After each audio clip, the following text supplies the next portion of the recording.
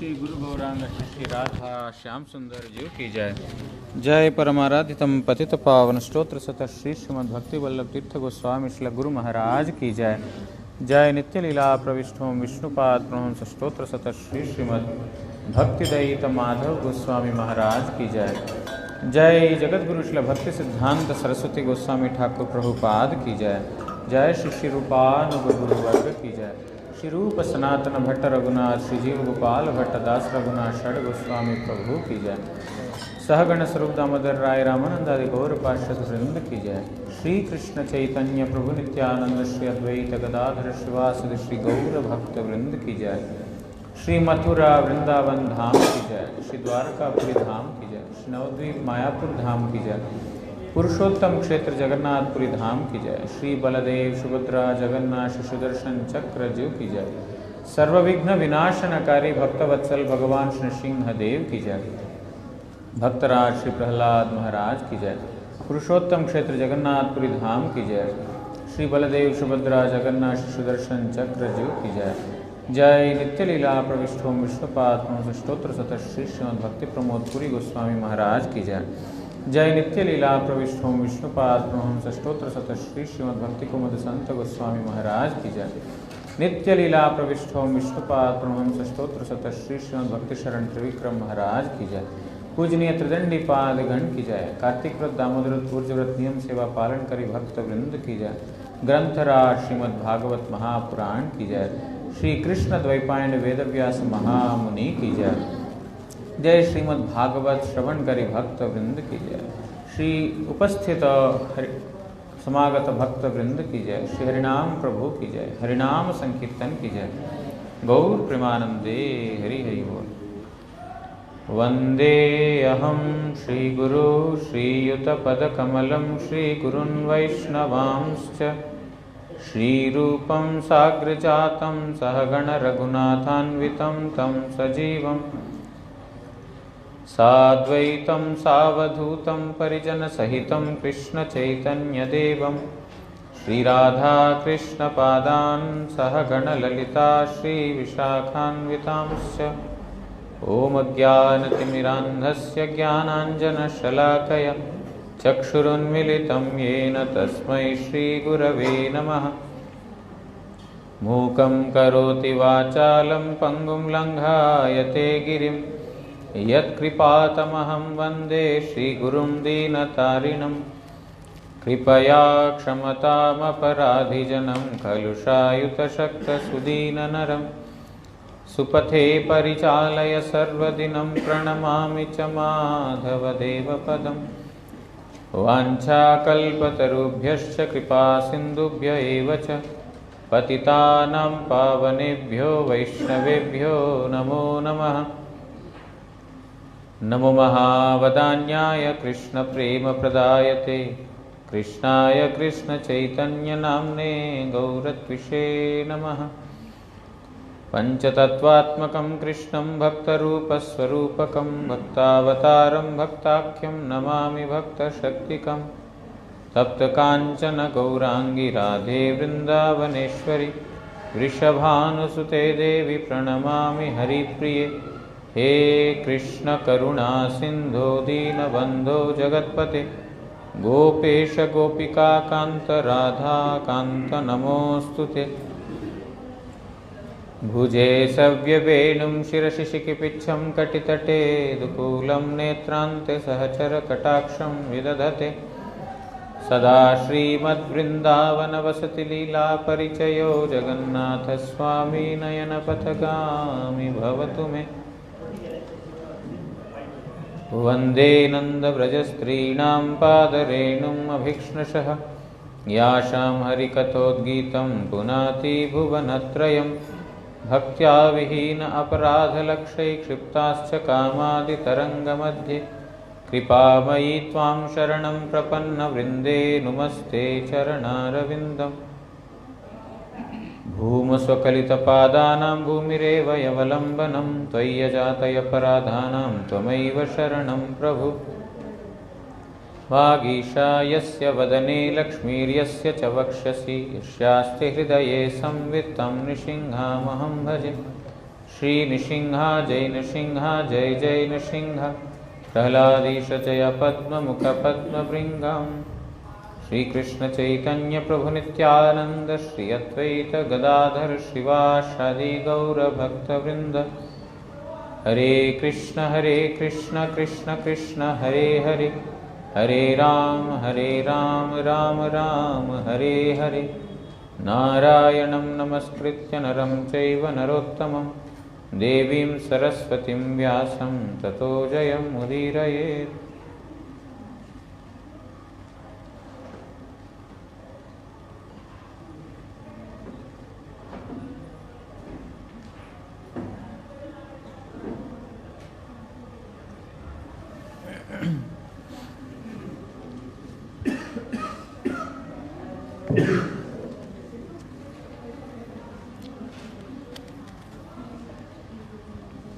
Madhavi translate कर सकते हो क्या?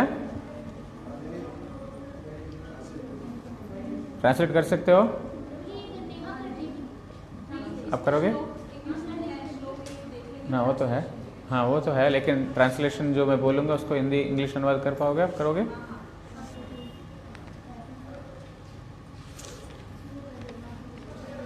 First we will read the verses, Gajendra's prayers. After that we will listen to the meaning of those verses.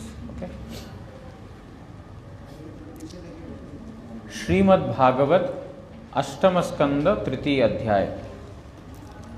Shri Gajendra उवाच ओम नमो भगवते तस्मै यत एतच्चिदात्मकं पुरुषाय आदिबीजाय परेशायाभिधीमहि यस्मिन् इदं यतश्चेदं येनेदं य इदं स्वयं यो अस्मात् परस्माच्च परस्तं प्रपद्ये स्वयंभुवं यः स्वात्मनीदं निजमाययार्पितं क्वचित् विभातं क्व च तत्तिरोहितम् अविद्धदृक्साक्षि उभयं तत् ईक्षते स आत्ममूलो अवतु मां परात्परः कालेन पञ्चत्वमितेषु कृत्स्नषु लोकेषु पालेषु च सर्वहेतुषु तमस्तदासीद् गहनं गभीरं यस्तस्य पारे अभिविराजते विभुः न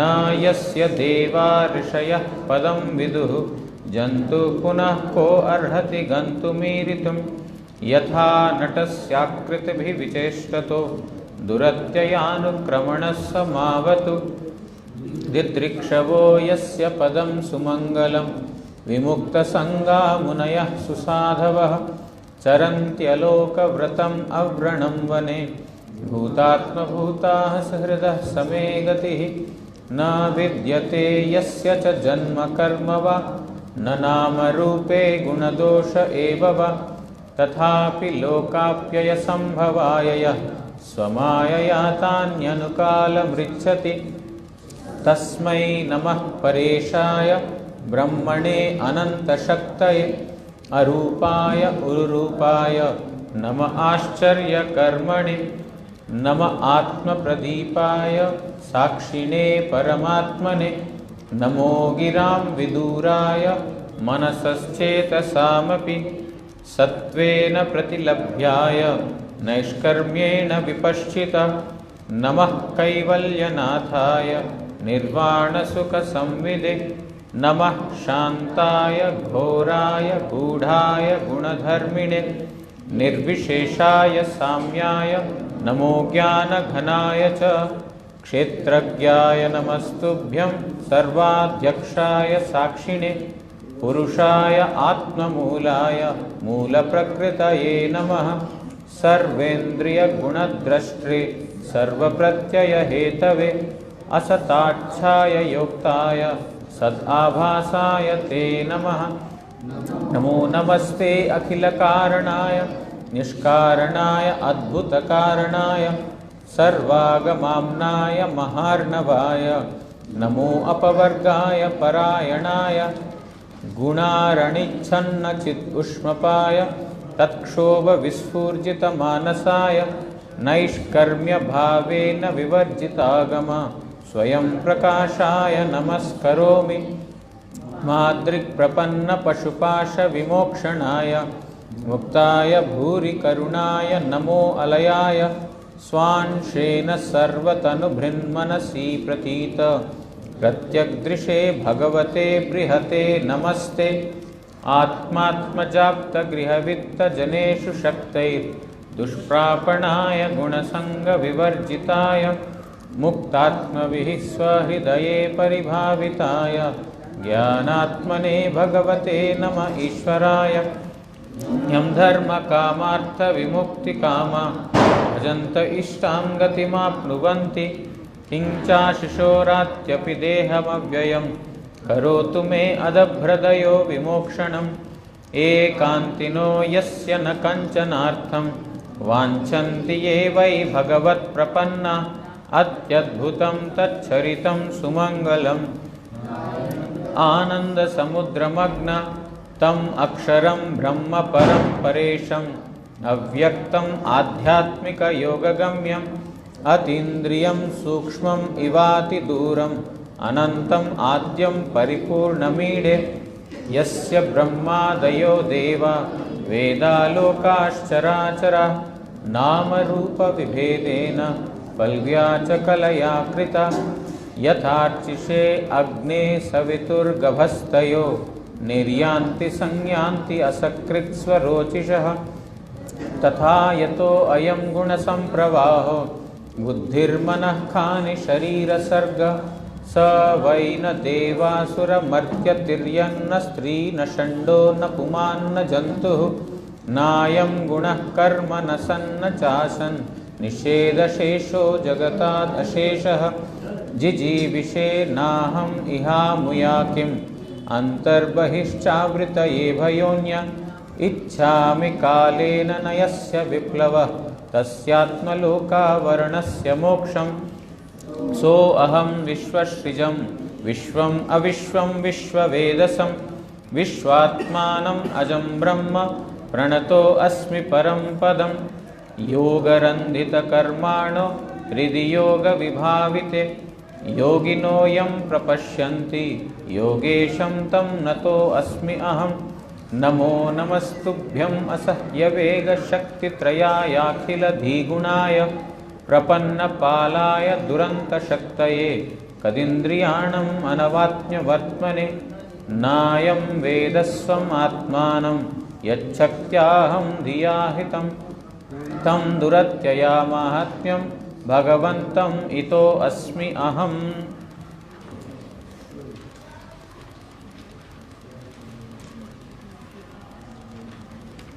हमारा गुरु महाराज जी का एक विशेष वात्सल्यता देखा कि जो भी दूर से आते हैं, विदेश से आते हैं, उनके ऊपर गुरु महाराज जी विशेष रूप से एक वात्सल्य भाव करुणा के साथ उनको बोलते थे उनके बारे में। ये लोग बहुत दूर से आया, भजन करने के लिए आया, इसलिए हमको उन्हें मदद करना चाहिए। ये लोग जानते नहीं हैं हमारा भाषा, इसलिए हम उन लोगों को जो है मदद करेंगे तो फिर भगवान गुरुदेव प्रसन्न होंगे। इसलिए यहाँ पर और ये भी देखा था गुरु महाराज जी का एक विशेष गुण, कोई भी आते हैं, एक ही व्यक्ति क्यों ना हो, उस व्यक्ति के लिए जो भाषा समझता है उस भाषा में गुरुजी बोला करते थे, ताकि वो जो है इतना दूर से आया वो मायूस ना हो जाए। भजन करने के लिए आया, सब देश उनके लिए नया है, भाषा नया है और जो व्यवहार जो कल्चर है वो नया है, सब कुछ उनके लिए नया है।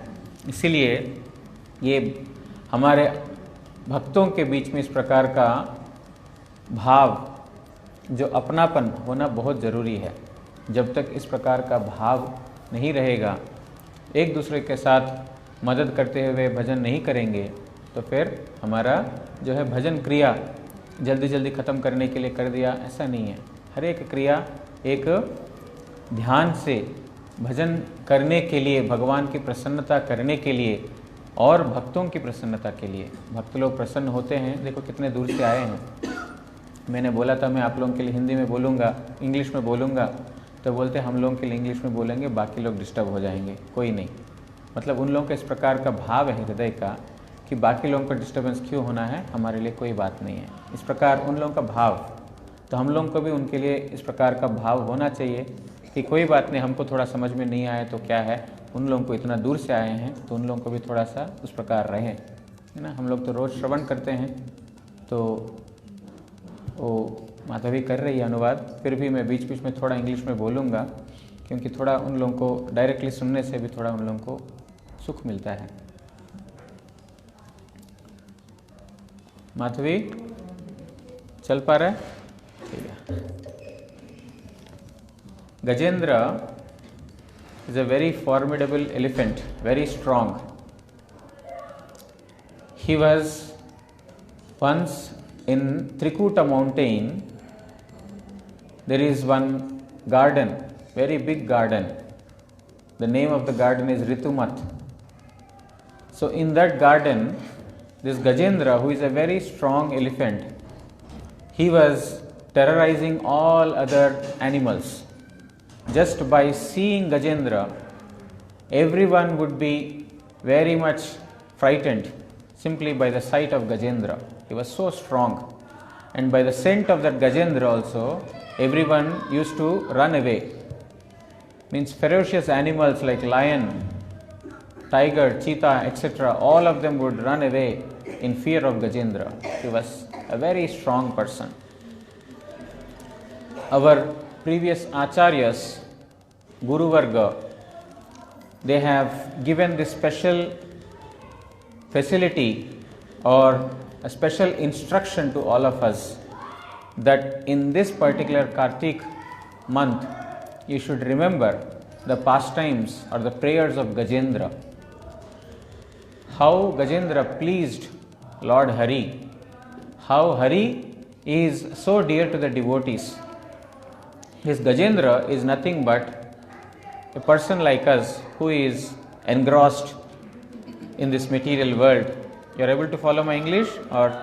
Yes, okay. Gajendra is like person like us who is engrossed in material world, and this crocodile who has caught hold of this Gajendra is like this material world. So all of us are caught up in this material world, and we think that we have power, we have money, we have fame, we have people with us. So there is no need to fear, there is nothing to fear. But when the death arrives, when Supreme Lord wants to withdraw everything, then nobody in this world, not even money, we may be the richest person in the world, but this money cannot help us. Our friends, associates, or our best of our colleagues, none of them can help us to get rid of the imminent death. Death is called imminent because nobody can avoid it.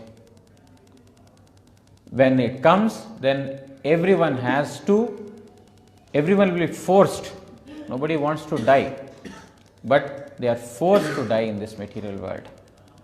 Because we are Atma, Atma has no birth or no death. Atma is transcendental. It is Chit, Chinmay. Chinmay means beyond this material plane. But we think that we are this body. Therefore, we get the suffering of taking birth and we get the suffering of getting died. So this birth and death are not there for the Atma, they are there only for this body. A person who is wise, intelligent and sober and who is associating with the sadhus, he understands that I am not this body. But this Gajendra, a person who has this intelligence of a Gajendra means who is dullard, who has no intelligence, whose intelligence is zero, that is Gajendra. So all of us are like that Gajendra. Our intelligence is not applied towards performing bhajan. our intelligence is applied on how to earn more money, how to earn more fame, how to earn more friends, how to enjoy more and more in this material world. We are using all our intelligence only for this purpose. That is why we are also like that elephant who has no intelligence.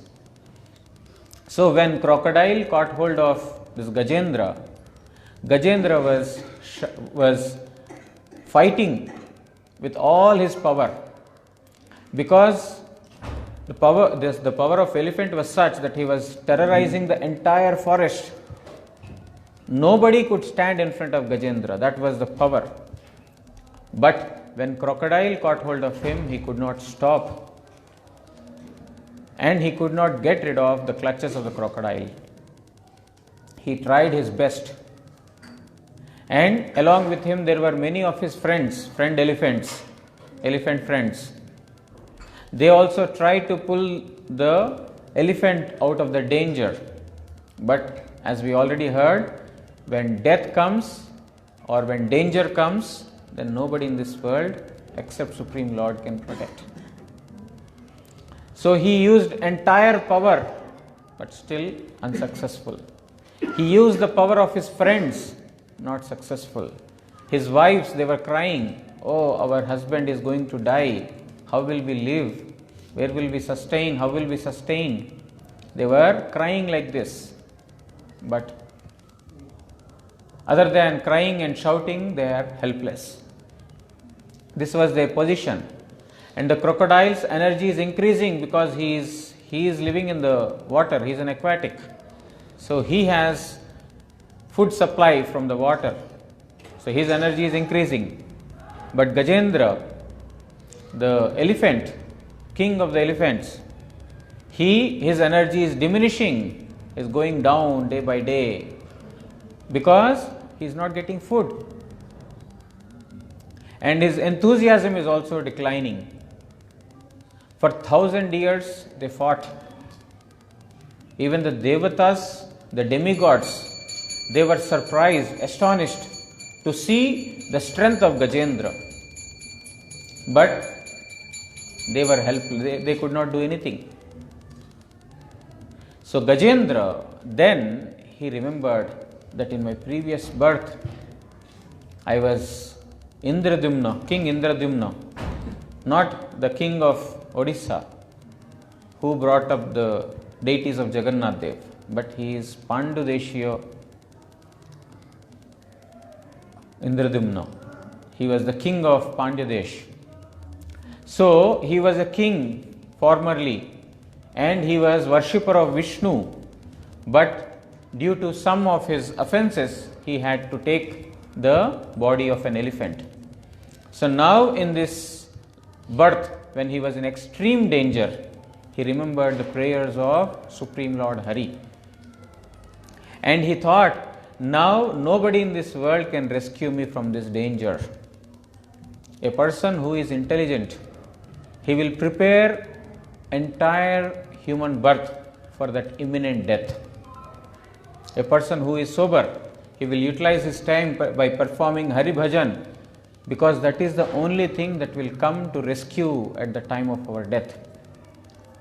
Money, women, fame, power, men or children or our other pet dogs, animals, none of them can together also protect us. Individually they cannot do. But even when they collectively also, if they try to help us from death, it is impossible. But only person who can save us from this danger of death, birth, old age, disease is Supreme Lord Hari. Therefore, Gajendra, he used his intelligence to praise for Supreme Lord Hari's mercy. So he started the prayers. We read the prayers of Gajendra, they are all in Sanskrit. But our Guru Maharaj used to say that these are Shabda Brahma, these are transcendental sound vibrations. These are not ordinary material words, not material words that, they are there for some time and they lose their effect. But these are transcendental sound vibrations.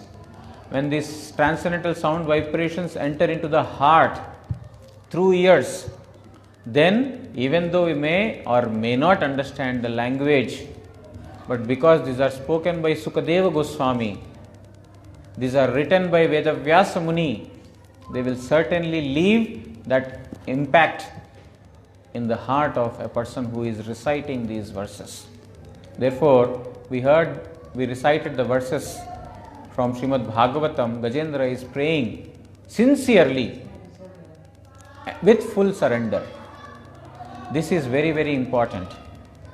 If we want to get the grace of Supreme Lord Shri Krishna, then we have to sincerely pray from the core of the heart with complete surrender. Here, now Gajendra has given up his illusion that this material worldly people are going to help me, or my power is going to help me. He has given up that illusion now, and he has taken full surrender, submission to Supreme Lord Sri Hari, and in that submission he has offered the prayers. And so we are almost towards the end of the prayers, Gajendra's prayers. So I will speak them in Hindi, and one of those devotees shall help you to interpret in English language. Okay? जिजीविषे नाहम इहा मुया किम अंतर बहिश्चावृत ये भयोन्या इच्छामि कालेन नयस्य विप्लव तस्यात्मलोका वर्णस्य मोक्षम कुंभीरेर केवल कबल होइते मुक्त पाइया बाचिबार इच्छा करी ना। यहाँ पर गजेंद्र बोल रहे हैं कि हे प्रभु, आप ये नहीं समझना कि इतना देर मैंने आपके लिए स्तव किया, आपको आर्तता से मैंने पुकारा, मैं इसलिए नहीं किया कि ये जो कुंभीर, जो मगरमच्छ ने मेरे को पकड़ा है, इस मगरमच्छ से मैं मुक्ति चाह रहा हूं। ऐसा नहीं समझना कि ये जो मेरे को ये मगरमच्छ छोड़ देगा तो फिर मैं संसार में जा करके फिर अच्छे से खाना पीना, रहना सहना और संसार को अभिवृद्धि करना, ये काम करूंगा। ऐसा नहीं। हम लोग विपत्ति में भगवान को प्रार्थना करते हैं, प्रभु मुझे बचा लो, प्रभु मुझे बचा लो, और बचाने के बाद क्या करेंगे? फिर अपना संसार का काम में लग जाते हैं। हमारा तो यही काम है, भगवान से विपत्ति से बचा लो। किस लिए? भजन करने के लिए नहीं, कि हम अच्छे से कर सके हमारा संसार का काम। यहां पर गजेंद्र इसलिए नहीं बोल रहे हैं कि प्रभु मुझे इस मगरमच्छ से मुझे मुक्ति नहीं चाहिए। जो है ना, एक श्लोक है ना, सब लोग जानते हैं, दुख में सुमरण सब करे, सुख में करे न कोय, जो सुख में सुमरण करे दुख काहे को होय। सब लोग दुख जब आता है ना, तब सब लोग भगवान को याद करते हैं, प्रभु बचा लो, प्रभु बचा लो, प्रभु बचा लो। लेकिन जब ठीक हो जाते हैं तो भूल जाते हैं भगवान को। क्यों? भगवान एक ऐसा यंत्र हमने बनाया, जिस प्रकार एटीएम मशीन है ना, एनी टाइम मनी, एटीएम का full form any time money machine. आप जब भी कार्ड अंदर डालो पैसा देगा वो। भगवान का भी ऐसा ही है, जब भी भगवान से प्रार्थना करो, प्रभु मुझे इससे मुक्ति दे दो, प्रभु उससे मुक्ति दे दो, प्रभु उससे बचा लो, उससे बचा लो। भगवान का एक मशीन बना के रखा है, जब जो मांगेंगे वो देता रहे, देता रहे, देता रहे, और हम भगवान के लिए कुछ भी ना करें। दुख जब आएगा भगवान बड़ा याद आते हैं, प्रभु प्रभु बचाओ, प्रभु बचाओ, भजन करूंगा। लेकिन एक बार दुख समेट गया, उसके बाद भजन भी समेट जाता है, भजन भी बॉक्स में बंद हो जाता है।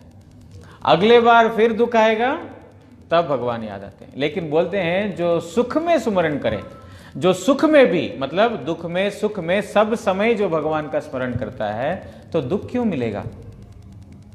दुख क्यों मिलेगा? मतलब हमारा पाप कर्म खत्म हो जाएगा? इसका मतलब ये नहीं है। जो दुख भी दुख जैसा नहीं लगेगा। तत्ते अनुकंपाम सुसमीक्षमानो, भगवान की एक कृपा है, अहित की कृपा है। मेरा कर्मफल इतना प्रबल है कि मुझे इससे बहुत ज्यादा भोगना था, लेकिन भगवान ने मेरे ऊपर इतना करुणा किया, इतना कृपा किया कि इतना सहन नहीं कर पाऊंगे, इसलिए अल्प परिमाण में मेरे को दुख देकर के छोड़ दिया। मतलब उस दुख में भी भगवान का ही विशेष कृपा का दर्शन करता है। दुख भाग जाएगा ये बात नहीं है, क्योंकि दुख भगाने के लिए हम सुख में भगवान का भजन नहीं करते हैं।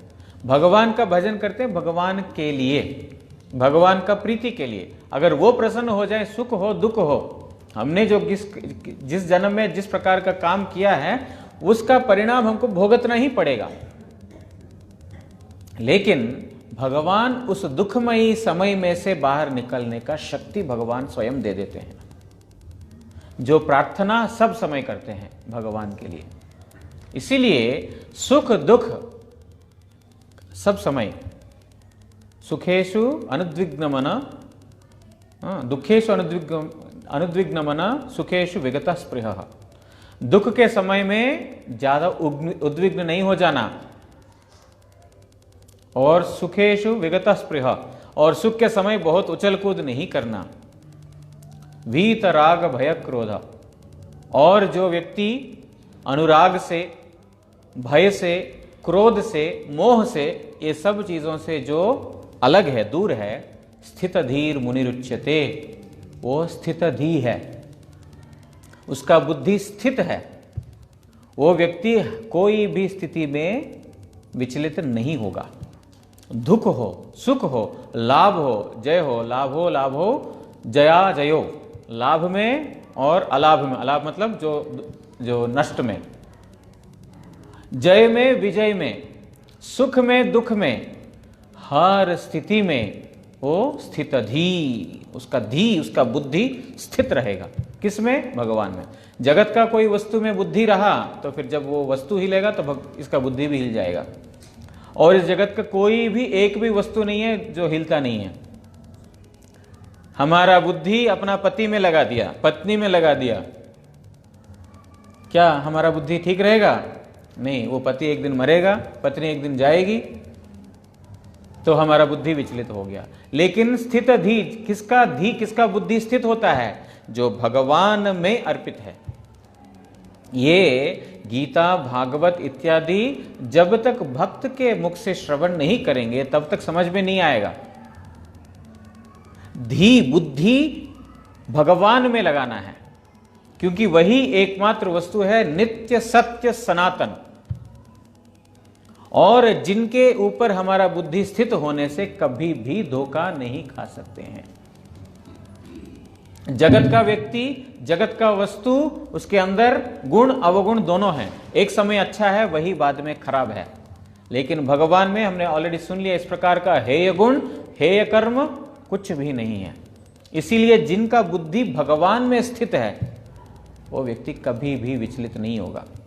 जो लाभ है, नष्ट है, जय है, विजय है, सुख है, दुख है, ठंडा है, गर्म है, इस जगत में द्वंद्व सब जगह है। द्वंद्व मतलब अच्छा बुरा, प्लस माइनस, द्वंद्व इस जगत में है। लेकिन सारे द्वंद्वों से मुक्त हो जाएगा, ऊपर उठ जाएगा जब बुद्धि अपना धी भगवान में लगा देता है। इसीलिए यहां पर गजेंद्र ने वही किया कि इतना उनका जो है युद्ध चल रहा है, हजारों वर्ष हो गया, खाने के लिए कुछ नहीं मिल रहा है, लेकिन उसका बुद्धि भगवान में स्थित है। ऐसा नहीं कि झगड़ा नहीं कर रहा, लड़ाई नहीं कर रहा, चल रहा है, लड़ाई चल रहा है, लेकिन उसका बुद्धि कहां पर है? कैसे इस युद्ध में मैं बचूं, कैसे मैं जय प्राप्त करूं, कैसे इस मगरमच्छ को कैसे भी करके कुचल के यहां से भाग जाऊं ना। जय के ऊपर या पराजय के ऊपर उसका कोई मोह नहीं है, अभी उसका बुद्धि फिक्स हो गया भगवान में। इसी प्रकार अगर हम जगत का कार्य करते हैं लेकिन बुद्धि भगवान में फिक्स करते हैं, हमारा बुद्धि भगवान में लग जाता है, इस जगत का कोई भी सुख दुख, लाभ नष्ट, हानि और अहानि, कोई भी चीज हमको विचलित नहीं कर सकता। स्थित धीर मुनि रुच्यते, उसको वो मुनि को स्थित धी, स्थित बुद्धि बोला जाता है। इसीलिए यहां पर गजेंद्र बोल रहे हैं कि प्रभु मैं इस मगरमच्छ से मुक्ति प्राप्त करके उसके बाद अच्छे से अपना संसार करूंगा, अपना बीवी बच्चों को पालन पोषण करूंगा और सब कुछ पहले के जैसा कर रहा था वैसा करूंगा। ऐसा नहीं चाहता हूं मैं, इस मगरमच्छ से मुक्ति मुझे चाहिए नहीं। क्यों? अंतरे व बाहिरे अविवेकावृत एक गजजन में प्रयोजन की। जब इस शरीर का, इस जगत में जन्म का जो मूर्खता जब समझेंगे, पहले हमने चाहा प्रभु मेरे को आपसे अलग हो करके हमको एंजॉय करना है, प्रभु बनना है, हम लोग प्रभु बनने के लिए इस जगत में आए हैं, क्योंकि वहां पर गोलोक धाम में एकमात्र प्रभु है भगवान। वहां पर जाएंगे तो फिर भगवान का सेवा करना पड़ेगा, भगवान को प्रभु मान करके हम अपने आप को दास बनाकर मान करके चलना पड़ेगा।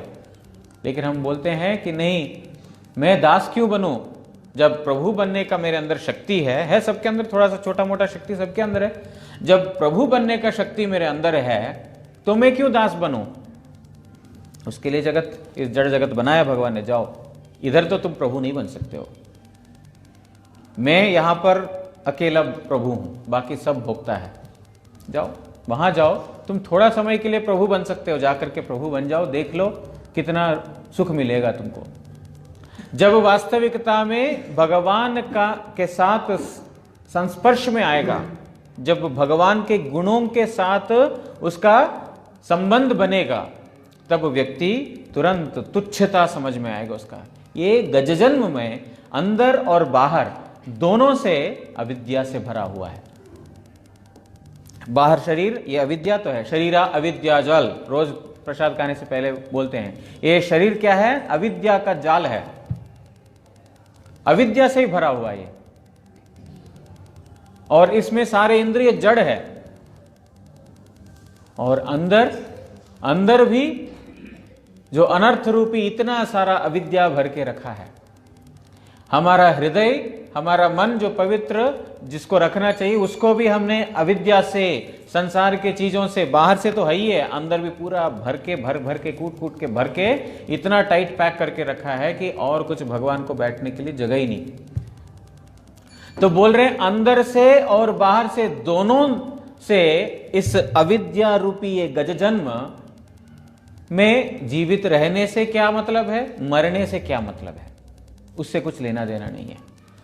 वास्तविकता में इस रूप का अनुभव होगा जब भगवान के गुणों के साथ हमारा वास्तविक प्रकाशित होगा, तो कि प्रभु ये मनुष्य, मतलब ये शरीर का क्या मतलब है, अविद्या, अंदर बाहर अविद्या से भरा है। इसीलिए मैं इस तात्कालिक दुख से निवृत्ति नहीं चाहता हूं। जो अभी मेरे को जो दुख मिल रहा है, उस दुख से निवृत्ति चाह करके दोबारा मैं अच्छे से जीऊंगा, ये नहीं चाहता हूं। मैं चाहता हूं क्या? अतैव काले अविनाश्य आत्म प्रकाशेर अज्ञान मोक्षे कामना कुरी। हे प्रभु, मुझे किस प्रकार का मुक्ति चाहिए? ना इस मगरमच्छ से मुक्ति चाहिए, ना इस शरीर से मुक्ति चाहिए। किससे मुक्ति चाहिए? मेरे अज्ञानता से मुझे मुक्ति चाहिए, क्योंकि अज्ञान ही मूल कारण है। गुरु महाराज अक्सर बोला करते थे, the cause of committing sin is the desire to commit sin. The cause for committing sin, हम जो यहां पर पाप करते हैं ना, उसका मूल कारण है पाप करने की इच्छा, प्रवृत्ति, desire for committing sin. The desire for committing sin is the cause is nescience, ignorance.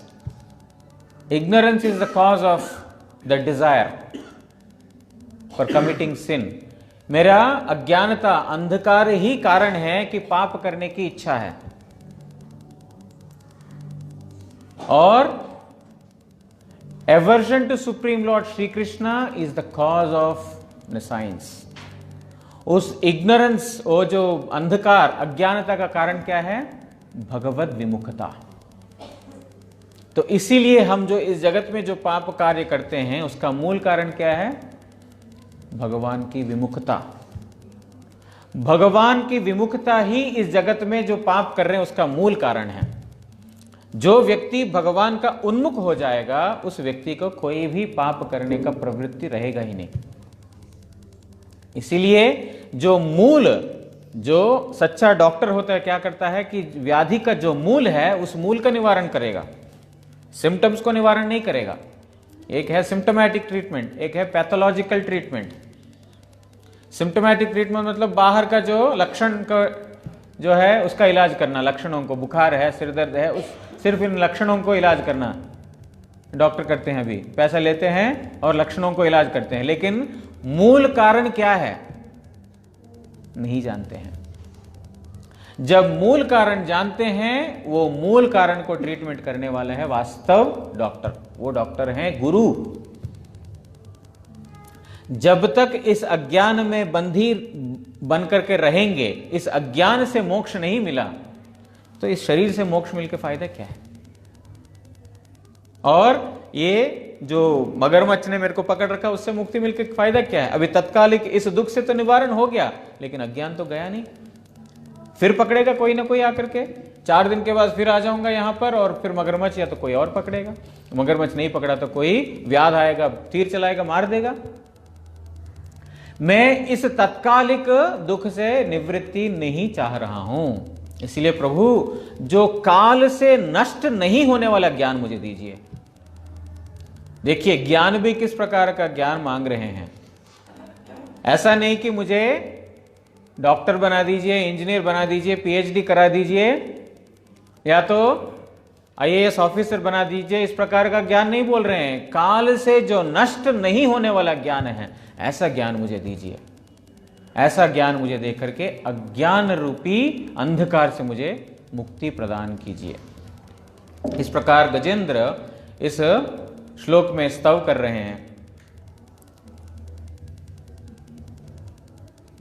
और यहां पर विश्वनाथ चक्रवर्ती ठाकुर ने एक दृश्य, मतलब बहुत अच्छे से हमको दर्शन कराया, एक अलग प्रकार से बोल रहे हैं, तस्यात्म लोकावरणस्य मोक्षम, तस्य आत्मलोक वर्णस्य मोक्षम। मतलब जो मेरा अंदर का अंधकार है, उस अंधकार रूपी तमोगुण से मुझे मुक्ति प्रदान कीजिए, मतलब ज्ञान देकर के प्रदान कीजिए, आत्मलोक वर्णम। लेकिन यहां पर आत्मलोक वर्णम का एक और यहां पर विश्वनाथ चक्रवर्ती ठाकुर ने बताया। इसलिए मैं बार बार बोलता हूं, जब भक्तों का टीका पढ़ेंगे तो समझ में आएगा कि क्या यहां पर बताना चाह रहा है। वो लोग जानते हैं कि उनका भाव क्या है। एक भक्त दूसरा भक्त को जान सकता है, एक अभक्त दूसरा भक्त को नहीं जान पाएगा। साधु ही साधु को पहचानेगा, है कि नहीं। एक मूर्ख व्यक्ति विद्वान को नहीं समझ पाएगा, पंडित ही पंडित को समझ पाएगा। उसी प्रकार एक साधु ही दूसरा साधु को समझ पाएगा, पंडित भी साधु को नहीं समझ पाएगा। और जगत में भी देखिए, एक डॉक्टर दूसरे डॉक्टर से बोल रहा है तो डॉक्टर का भाषा अलग है। हमको इंग्लिश आता है, लेकिन वो डॉक्टर का भाषा अलग है, समझ में नहीं आता। एक डॉक्टर दूसरे डॉक्टर का भाषा समझता है, लेकिन हमारा जो मूर्ख व्यक्ति पंडित का नहीं समझ पाएगा।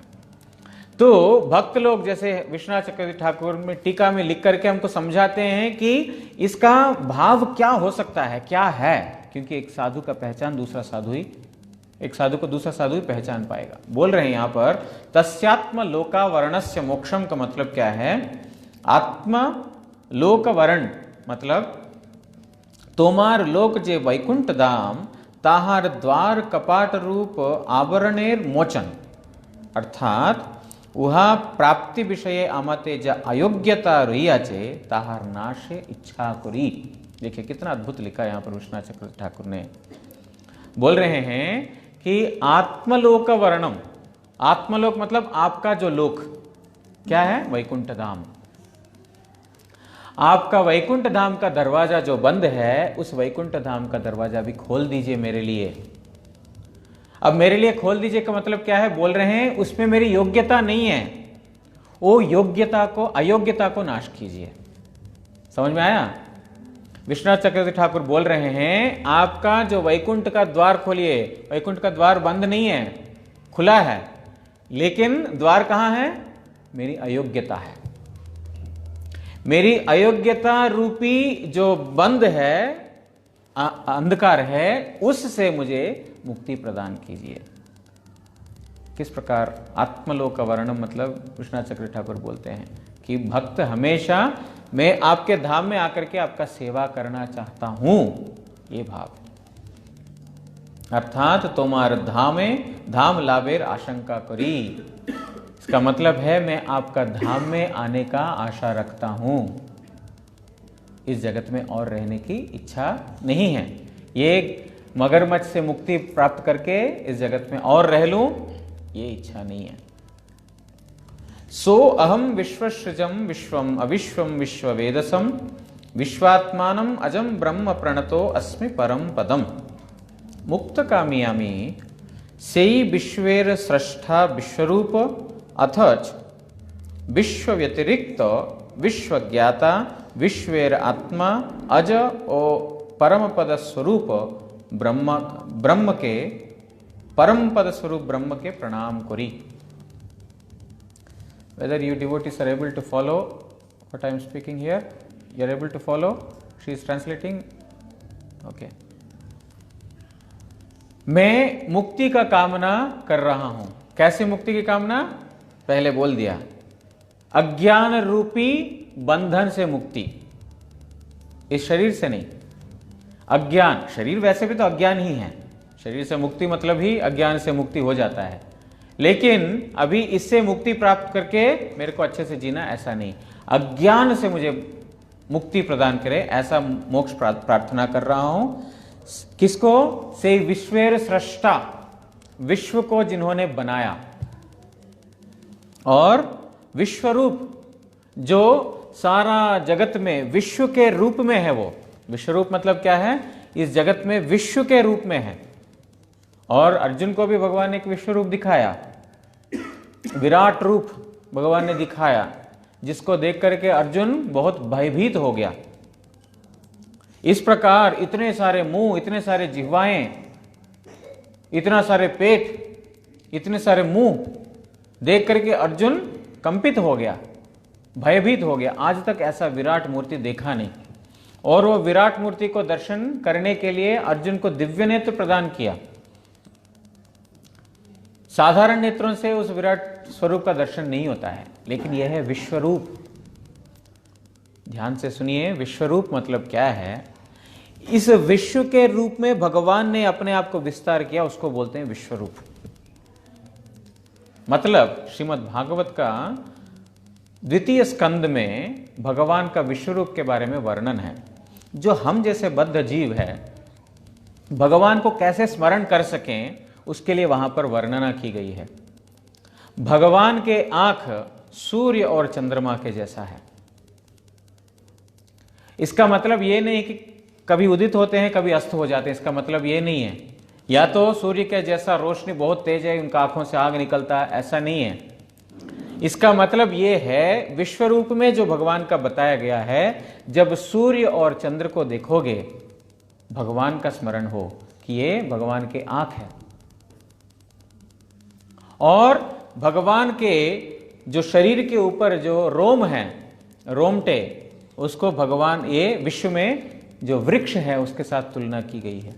जितने भी वृक्ष हैं बोलते हैं वो भगवान का विश्वरूप के अंदर जो रोमटे हैं वो है। मतलब जब वृक्ष देखेंगे ये भगवान का ही रोमटे हैं। मतलब किस प्रकार एक साधक प्रत्येक वस्तु में भगवान का दर्शन कर सकता है, वहां पर विश्व रूप में भगवान ने बताया। मुख भगवान का ब्राह्मण के जैसा है, ब्राह्मण लोग भगवान का मुख से उत्पन्न हुए, और भुजाओं से क्षत्रिय, उदर से वैश्य और पैरों से शूद्र। जब ब्राह्मणों को देखेंगे ये तो भगवान के श्रीमुख हैं, जब क्षत्रियों को देखेंगे अरे भगवान के स्कंद हैं, जब भगवान वैश्यों को देखेंगे अरे ये तो भगवान के उदर है। भगवान का कोई अंग में कोई भेद नहीं है, सब भगवान का पवित्र है, पावनमयी है। लेकिन एक जगत में रहते समय सबका सबको देखते हुए भगवान का दर्शन कैसा करना है, इस प्रकार सूचित किया। जितने भी नदियां हैं बोलते हैं भगवान का जो अंदर जो ब्लड, जो जाता है, इसका मतलब ये नहीं कि भगवान का जो रक्त मांस वाला शरीर है, लेकिन इस प्रकार भावना से भगवान को स्मरण करना, जब नदी देखेंगे नहीं तो भगवान का है। क्योंकि हम जैसे लोग कैसे भगवान को देखें सब जगह, सारा विश्व में भगवान है, लेकिन हम इन आंखों से देख नहीं पाएंगे। इन आंखों से जो देखेंगे उनमें से कैसे हम भगवान को याद करें? वृक्षों को देखेंगे तो भगवान का बाल है, भगवान के रोमटे हैं, और ये वक्षस्थल देखा तो पहाड़ देखा, वो तो वक्षस्थल भगवान का वक्षस्थल के जैसा है। तो जब पहाड़ को देखेंगे तो भगवान का वक्षस्थल है। इस प्रकार जो जो चीज को देखेंगे वो सब भगवान का ही ये अंश है। इस प्रकार देखने से हमारा दर्शन भगवानमय चिन्मय होगा, नहीं तो इस जड़ जगत का ही दर्शन करेंगे। लेकिन यहां पर आचार्य लोग बोलते हैं कि विश्वरूप भगवान का नित्य स्वरूप नहीं है। ये बहुत अच्छे से समझना चाहिए। भगवान का विश्वरूप भगवान का नित्य स्वरूप नहीं है। भगवान के नित्य स्वरूप है या तो चतुर्भुज नारायण, या द्विभुज श्री कृष्ण, या रामचंद्र इत्यादि। लेकिन ये जो विराट रूप या जो विश्व रूप जो है, ये विश्व रूप क्या है? ये विश्व में संपूर्ण रूप से भगवान व्याप्त है, और इस व्याप्त जगत में भगवान को कैसे देखें, इसके लिए, इसका मतलब ये नहीं कि वो वृक्ष ही भगवान है। अब कोई मान के चले वृक्ष ही भगवान, ऐसा नहीं है। लेकिन वृक्ष देखने से भगवान का स्मरण होना चाहिए, ब्राह्मणों को देखने से भगवान का स्मरण होना चाहिए, पहाड़ों को देखने से भगवान का स्मरण होना चाहिए, सूर्य चंद्रमा को देखने से भगवान का स्मरण होना चाहिए, नदियों को देखने से भगवान का स्मरण होना चाहिए। ये है भाव, क्योंकि भगवान से अलग कोई भी वस्तु नहीं है। इसलिए बोल रहे हैं प्रभु आप क्या है? विश्व का सृष्टा है, मतलब विश्व को आपने बनाया, और आप विश्वरूप हैं। ये विश्व ही, मतलब ये पूरा संपूर्ण विश्व जो है आपका ही रूप है। आप अथच विश्व व्यतिरिक्त, और आप विश्व को बनाया और विश्व रूप हैं, इसके बावजूद भी आप विश्व के अतिरिक्त हैं, मतलब इससे अपर पार, इससे ऊपर हैं, इससे अलग कुछ और वस्तु है, विश्व नहीं है आप। वही बोला ना, ये जो विश्व रूप है भगवान का नित्य स्वरूप नहीं है। जब ये सारा विश्व जो है भगवान के अंदर लय हो जाता है तो फिर विश्व खत्म हो गया, तो भगवान का स्वरूप भी खत्म हो गया ना। ये विश्व सिर्फ हमको दिक दर्शन करने के लिए, भगवान का दर्शन के लिए। जब विश्व खत्म हो जाता है, प्रलय होता है, उस समय भगवान का रूप भी खत्म हो गया, ऐसा नहीं हो सकता है। ये विश्व रूप मतलब ये विश्व जो है भगवान के अंदर चला जाता है, फिर दोबारा प्रकट हो जाता है। जिस प्रकार जो माता यशोदा ने श्री कृष्ण के मुखारविंद में पूरा ब्रह्मांड को देख लिया, और पूरा ब्रह्मांड भगवान के पेट में ही है ना। नमस्ते अस्तु दामने सुरदीप्ति धामने त्वदीयोदरायाथ विश्वस्य धामने। आपके उदर में ही पूरा विश्व है, मतलब विश्व का धाम है आपका पेट, आपका उदर। उस पेट को मैं प्रणाम कर रहा हूं, है ना। इस प्रकार, लेकिन विश्वरूप जब खत्म हो, मतलब इस विश्व खत्म हो जाता है, भगवान का जो स्वरूप खत्म नहीं होता है। इसीलिए आप इस विश्व के भी अतिरिक्त हैं, विश्व ज्ञाता, और आप विश्व को सब जानते हैं। विश्व में कहां पर किस कोने में क्या हो रहा है, कौन सा जीव के हृदय में क्या चल रहा है, वो जीव जानने से पहले ही भगवान जानते हैं। ऐसा नहीं कि सिर्फ अपने बारे में जानते हैं, जगत में जितने भी प्राणी और जीव समूह हैं, सारे जीवों का मन में क्या है, उनका शरीर में क्या रोग चल रहा है, क्या चल रहा है, सब का ज्ञान आपके अंदर है। सबको आप सब कुछ आप जानते हैं। विश्वेर आत्मा, क्योंकि आप विश्व का आत्मा है, मतलब इस विश्व में अगर भगवान नहीं होता तो फिर ये विश्व चालित नहीं हो सकता है। आत्मा ही चलाने वाला, चेतन वस्तु नहीं है तो जड़ सत्ता में कोई शक्ति नहीं है कि अपने आप से चालित हो सके। चेतन जड़ सत्ता को चलाने वाला कृष्ण ही होते हैं, भगवान ही होते हैं। इसीलिए विश्व का आत्मा सब कुछ चल रहा है। बहुत प्रकार का विचित्रता है, नाना प्रकार की विचित्रता है इस जगत में। ये कहां से हो रहा है? क्योंकि आप विश्व की आत्मा हैं। अज आपका जन्म नहीं है प्रभु, विश्व का जन्म है और विश्व का प्रलय भी है, लेकिन आपका कोई जन्म नहीं है।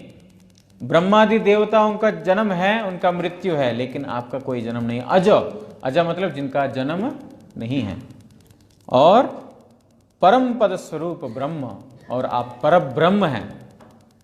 परब्रह्म मतलब इस संसार से अति दूर अपर पार में जो है भगवान, आपको मैं प्रणाम कर रहा हूँ। बोल रहे हैं यहाँ पर मैं मुक्ति का कामना नहीं कर रहा हूँ इस मगरमच्छ से, लेकिन किस प्रकार के अज्ञान से मुक्ति चाहने वाला मैं आपको, क्योंकि विश्वनाथ चक्रवर्ती ठाकुर यहाँ टीका में लिखते हैं, देखिए मैं तो गजेंद्र हूँ, मेरा तो बुद्धि इतना नहीं है कि मैं आपको मन ही मन चिंतन कर सकूँ, मैं आपको कुछ भजन कर सकूँ, कुछ सेवा कर सकूँ, लेकिन इन आँखों के द्वारा इस विश्व को देख रहा हूँ, ये आपका ही है, विश्वरूप है।